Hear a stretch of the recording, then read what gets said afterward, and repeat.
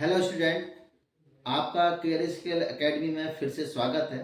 मैं दिनेश सिंह जो आज आपको टॉपिक बताने वाला हूँ वो बताने वाला हूँ कि इस पीसीबी के अंदर जो हमारा इसके अंदर जो थर्मोस्टेट के द्वारा इसमें कम्युनिकेशन बनता है वो किस तरीके से बनता है। तो आइए पीसीबी पे और समझते हैं कि इसका जो वर्किंग प्रिंसिपल है वो किस तरीके से काम करता है। यदि आप हमारे चैनल पे पहली बार जुड़े हैं तो प्लीज़ हमारे चैनल को सब्सक्राइब कर लें और वीडियो पसंद आती है तो इसको लाइक भी कर लें। तो समझते हैं पीसीबी पे, आइए। तो जैसे आप देख सकते हो ये जो पीसीबी है इसमें यहाँ पर थर्मोस्टेट के जो कनेक्टर पिन बनी हुई हैं और इस पे फेस और न्यूट्रल आता है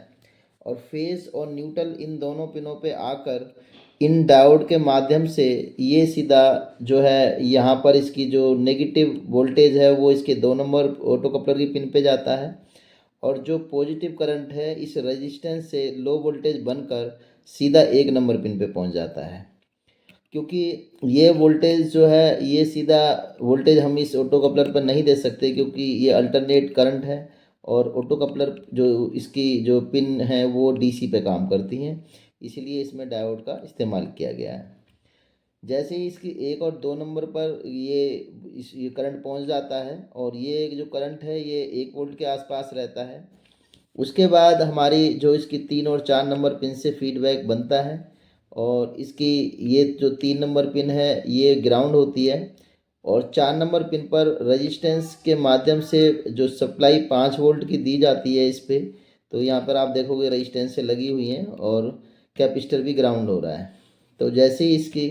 पिन पर ये वोल्टेज यहाँ पर आती है तो इसका फीडबैक जो है वो सीधा ये प्रिंट से होता हुआ इस माइक्रो कंट्रोलर पे चला जाता है, इस वाले माइक्रो कंट्रोलर पे। तो ये यदि इस पे हमारा थर्मोस्टेट पे करंट नहीं आएगा किसी वजह से, यदि थर्मोस्टेट ख़राब हो गया है और वहाँ से जो हमारा फेस सप्लाई यदि इस पे नहीं आएगी, क्योंकि न्यूट्रल तो डायरेक्ट वायरिंग के द्वारा इस पे आ जाता है लेकिन फेस जो है वो थर्मोस्टेट के द्वारा इसकी पिन पे आता है। जब थर्मोस्टेट के थ्रू जब इस पे फेस आएगा तभी हमारी इस जो ऑप्टो कपलर है इस ये 816 डी नंबर का ऑप्टो कपलर लगा हुआ है इसके अंदर। तो इस पे जैसे ही ये हमारा करंट आएगा तो इसकी 3 और 4 जो पिन है आपस में ये स्विचिंग करने लगेंगी, जिससे कि यहाँ पर हमारी जो आउटपुट सप्लाई है जो वोल्टेज है वो फ्लेक्सिवेट होने लगेगा और इसी के द्वारा हमारा जो कम्युनिकेशन बनेगा और इस माइक्रो कंट्रोलर को मालूम पड़ जाएगी कि हाँ भी हमारा थर्मोस्टेट ओके है और उसी हिसाब से ये जो आईपीएम को ऑन ऑफ जो इसकी स्पीड को निर्धारित करता है, जो कंप्रेसर की स्पीड को कम या ज़्यादा करता है वो इसी हिसाब से करता है कूलिंग के इफेक्ट के हिसाब से। तो ये हमारा जो इसका जो कम्युनिकेशन है बहुत छोटा कम्युनिकेशन सेक्शन दिया है जो सिर्फ इसके अंदर यहाँ पर ये ऑटो कपलर और डायोड इस्तेमाल करके और रेजिस्टेंस के माध्यम से और इसकी जो 5 वोल्ट की सप्लाई देकर फिर इसका कम्युनिकेशन बनाया जाता है। तो इसके अंदर कुछ ज़्यादा बड़ा कम्युनिकेशन नहीं है और ये सिंगल वे कम्युनिकेशन होता है। जो बड़ी पीसीबियाँ होती हैं उनके अंदर डबल कम्युनिकेशन होता है और उसके अंदर जो ट्रांसमीटर और रिसीवर दो दो तरीके से उसके अंदर कम्युनिकेशन काम करते हैं, लेकिन इसके अंदर सिर्फ सिंगल कम्युनिकेशन है और ये थर्मोस्टेट के द्वारा बनाया जाता है और उस ऑटो कपलर के माध्यम से ही इस माइक्रो कंट्रोलर को बताया जाता है।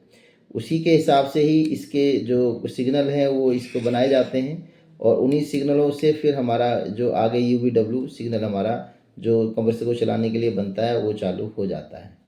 तो ये इस तरीके से काम करता है। तो ये जो पीसीबी है हमने आज इसमें सीखा कि कैसे थर्मोस्टेट के बारे में कि वो किस तरीके से कम्युनिकेशन बनता है और अगली वीडियो में हम अगले टॉपिक पे बात करेंगे कि किस तरीके से और चीज़ों में किस तरीके से हमारा काम किया जाता है। तो अभी तक के लिए धन्यवाद।